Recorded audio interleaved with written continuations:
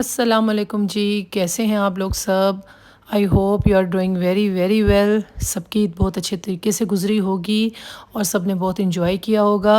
ये आज जो हमने ईद पे बहुत ज़्यादा लोगों की दावतें हुई हैं, हम भी गए हैं और लोग भी आए हैं हमारे घर। तो इसके बाद जो किचन का हाल हुआ हुआ है, ये आप देख सकते हैं। आज हम आपसे शेयर कर रहे हैं बिफ़ोर एंड आफ्टर लुक। बहुत ही ज़्यादा गंदा हो गया था किचन, क्योंकि माशाल्लाह आना जाना और अल्लाह ताला की बहुत रहमत रही है। क्योंकि मेहमान तो रहमत होते हैं, ये सब लोग जानते हैं। मुझे तो मेहमान नवाज़ी करने में बहुत मज़ा आता है और मुझे बहुत खुशी मिलती है। तो ये देखें जी, ये हमारे चूल्हे का हाल है। ये 5 दिन जो इस पे मुसलसल खाना बनता रहा है और माशाल्लाह दावतें होती रही हैं। अब हम इसको क्लीन करने की कोशिश कर रहे हैं, लेकिन ये है कि क्लीन नहीं हो रहा। हमने इस पे गर्म पानी भी डाला है और एक साइड पे मेरी मेट और एक साइड पे मैं लगी हूँ और एक साइड मैंने कर ली है क्लीन। उसके बाद जी अब दीवारों का टाइम आ गया, अब दीवारें क्लीन हो रही हैं। हमने चूल्हा फिर नीचे ही उतार लिया था, क्योंकि ऊपर तो क्लीन ठीक से नहीं हो रहा था और उसके बाद मुझे तसल्ली नहीं हुई, तो मैं ख़ुद से शुरू हुई उनके साथ, मेट के साथ भी, और साथ मेट का छोटा बेटा भी लगा हुआ था। क्योंकि ये देखें जी, ये है फ़ाइनल लुक हमारे चूल्हे की और शुक्र अल्हम्दुलिल्लाह चूल्हा साफ़ हो गया है। इसके बाद जी ये अब हम कैबिनेट साफ़ कर रहे हैं। अंदर के कैबिनेट साफ़ हो चुके थे और बाहर के कैबिनेट्स पे बहुत ज़्यादा ग्रीस थी, बहुत ज़्यादा ऑयल था जमा हुआ, तो अब हम इसको साफ़ कर रहे हैं। और एक साइड पे मैं हूँ और एक साइड मैंने आपको बताया है मेरी मेट का बेटा है, क्योंकि वो ज़रा ऊपर चढ़ जाता है और अच्छे तरीके से क्लीन कर लेता है। ये सारा सामान जो हमारे किचन का था, ये डाइनिंग टेबल पे हमने रखा हुआ है। ये देखें कितना सामान है, और इसको निकालने में भी और इसको लगाने में भी बहुत ज़्यादा टाइम लगा है। ये जी क्लीन होने के बाद की लुक है, और अभी डेकोरेट करते हुए भी हम आपसे शेयर करेंगे कि हमने इसको कैसे कैसे डेकोरेट किया है, क्योंकि बहुत ज़्यादा ऑयलिंग और ग्रीसिंग हो गई थी हमारे किचन में।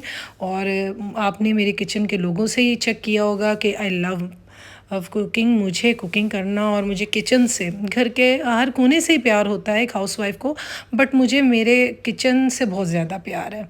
और मुझे घर को सजाना और किचन को ख़ासकर डेकोरेट करना बहुत अच्छा लगता है। तो मैं नए से नए तरीके, नई से नई कोई डेकोरेशन चीज़ें देखती रहती हूँ किचन में लगाने के लिए।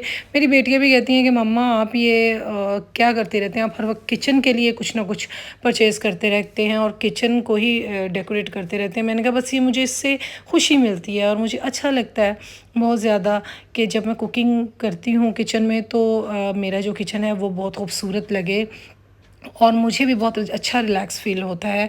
और आई थिंक हर हाउसवाइफ़ को, जिस औरत को अपने घर से प्यार होता है, उसको बहुत ज़्यादा ही अच्छा लगता है कि उसका किचन खूबसूरत हो, गुड लुकिंग हो और उसको काम करने में भी मज़ा आता है। ये जी अब हम शेल्फ़ जो खाली थी, जिन पे जो जो चीज़ें थी उनको उन प्लेसेस पे रखा जा रहा है। मैं ही रख रही हूँ, क्योंकि मुझे ही पता है कि कौन सी चीज़ किस जगह पे रखनी है।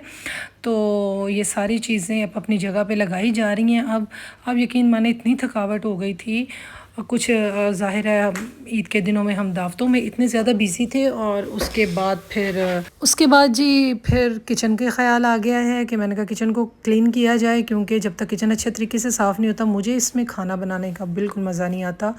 और ये मैं डेकोरेशन कर रही हूँ, और ये थोड़ी सी मैंने सेटिंग चेंज की थी।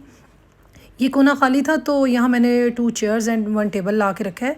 तो ये थोड़ा सा सिटिंग एरिया भी बन गया। जैसे मेरी छोटी बेटी को मेरे पास बैठ के खाना खाना है, नाश्ता करना है, और मुझे ये एरिया इतना पसंद आया कि मैं ख़ुद भी अब यहीं बैठ के नाश्ता करती हूँ या खाना खाती हूँ। ये जी मेरी आफ्टर लुक है। आप प्लीज़ कमेंट में बताइएगा कि आपको कैसा लगा बिफ़ोर एंड आफ्टर लुक, और ये जो मैंने सिटिंग एरिया बनाया ये कैसा लगा। और ये जी देखें, ये कुछ इंक्लूड मैंने किए हैं जो मैं नए वास लाई थी। कुछ यानी कि काफ़ी यानी कि डिफरेंट चीज़ें हैं जो मैंने इसमें इंक्लूड की हैं, जो कैबिनेट्स के ऊपर रखी हुई हैं। और कुछ मैंने साइड्स पे डेकोरेशन पीसेस जो भी थे वो भी नए लाई हूँ। और इसके बाद की ये लुक है। पहले ये चीज़ें यहाँ नहीं थी, पहले बिल्कुल सिंपल था, और उसके बाद फिर मैंने देखा कि नहीं यार थोड़ा सा इसको चेंज किया जाए और थोड़ा सा वार्म लुक आनी चाहिए। ये जैसे आप वास देखे हैं, डेकोरेशन पीसेस देखे हैं, ये मैंने अभी इंक्लूड किए हैं जब मैंने ये सिटिंग एरिया बनाने का सोचा। इसके बाद जी कपड़े रोज़ धुल रहे थे लेकिन सिमट नहीं रहे थे और बहुत ज़्यादा घबराहट फ़ील हो रही थी। और ये हम इसके बाद आ गए हैं कमरे में और ये देखें ये मेरे कमरे का हाल है। इसमें इतने ज़्यादा कपड़े हैं कि मुझे समझ नहीं आ रहा था मैं कहाँ से शुरू करूँ और कहाँ से ख़त्म करूँ।